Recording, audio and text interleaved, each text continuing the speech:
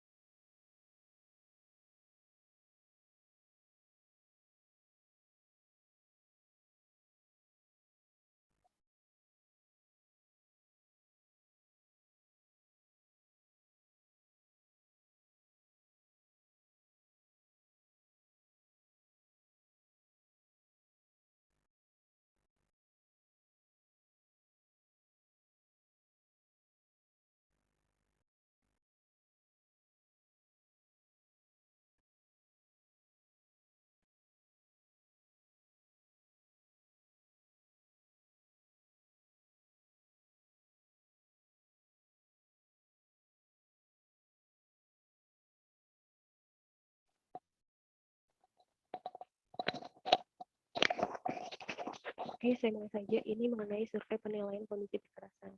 Untuk pertemuan sebelumnya atau tugas yang pertama, kita sudah melakukan survei kondisi perkerasan jalan, baik perkerasan secara fleksibel atau rigid.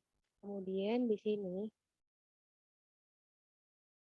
untuk pendahuluannya sama dalam perencanaan program perbaikan dan pemeliharaan suatu perkerasan, evaluasi kondisi jalan itu baik secara geometri maupun struktural adalah langkah pertama yang dilakukan. Jadi untuk mengetahui jalan tersebut itu perlu dilakukan perbaikan atau enggak, itu kita lihat dari segi geometri atau maupun dari segi struktural dari jalan tersebut. Jika jalan masih baik dalam pelayanan untuk pengguna jalan, maka sebaiknya dievaluasi lagi secara periode untuk mendapatkan kecenderungan yang mempengaruhi masa mendatang. Jadi setiap jalan itu atau setiap bangunan sipil tentunya perlu dilakukan evaluasi secara periodik. Apakah bangunan tersebut itu masih layak dihuni atau butuh perbaikan atau butuh perawatan lanjutan atau tidak seperti itu. Kemudian untuk survei kerusakan perkerasan, itu secara detail dibutuhkan sebagai bagian dari perencanaan dan perancangan proyek rehabilitasi. Survei kerusakan perkerasan itu adalah kompilasi dari berbagai tipe kerusakan, tingkat keparahan kerusakan, lokasi, dan luas penyebarannya. Jadi banyak faktor-faktornya nih yang menjadi dasar perbaikan suatu bangunan sipil. Kemudian tujuannya apa? Tujuannya itu untuk menentukan perkembangan dari kerusakan perkerasan sehingga dapat dilakukan estimasi biaya pemeliharaan. Jadi suatu bangunan sipil apabila bangunan itu butuh perbaikan, kita akan survei dulu nih. Untuk apa? Untuk kita bisa memperkirakan nanti estimasi biaya yang dikeluarkan itu berapa. Biaya yang diperlukan untuk perbaikan dari bangunan itu berapa. Itu kan yang result atau output terpenting yang dibutuhkan. Kemudian untuk penentuan sebab-sebab kerusakan itu harus diketahui sebelum penanganan pemeliharaan yang memadai dapat dilakukan.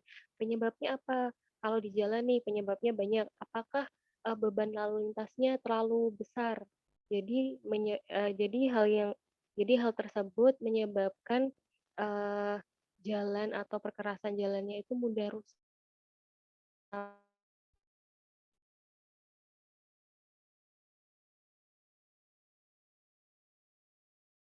atau pondasinya kurang kurang bagus.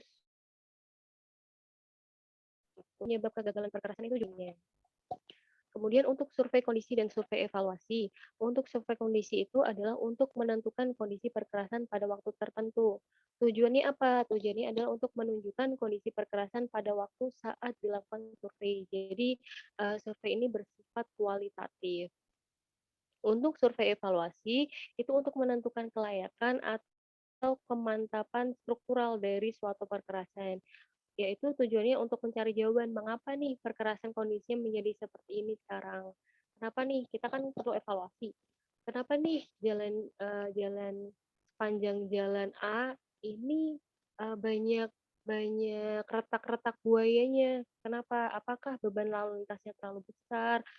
Apakah banyak truk-truk yang lewat? Padahal waktu perencanaan itu kita tidak merencanakan, banyak truk yang lewat.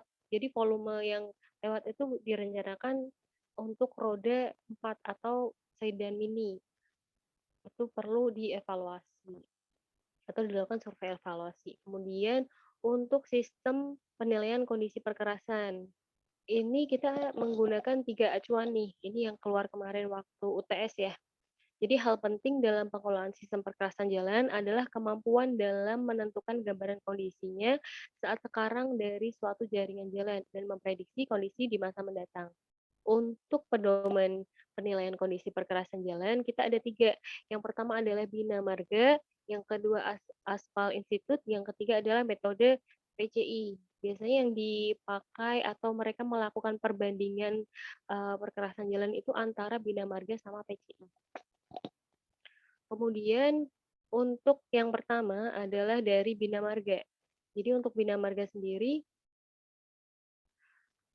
itu yang perlu diperhatikan dalam survei-survei jalan, yang pertama adalah dari kekasaran permukaan atau surface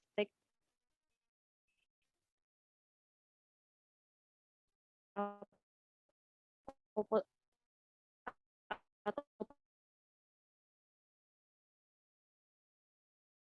ambalan atau patching, ring sama amblas atau nilai keseluruhan dalam keadaan maka didapatkan nilai kondisi jalan. Terkait dengan kondisi atau kelompok surveinya yang tadi itu dibagi menjadi 6 menurut Bina Marga. Yang pertama ada survei penjajakan kondisi jalan. Itu apa? Yaitu kondisi jalan mantap atau kondisi baik atau sedang setiap setiap tahunnya untuk memutakhirkan data inventarisasi kondisi jalan. Kemudian ada survei penyaringan ruas jalan yang dilakukan pada sepertiga bagian jalan, jaringan jalan yang tidak mantap atau, dia kondisinya rusak atau rusak berat setiap tahunnya. Untuk yang pertama itu adalah memutakhirkan data inventarisasi kondisi jalan, yang kedua mengumpulkan informasi mengenai kondisi jalan, dengan foto-foto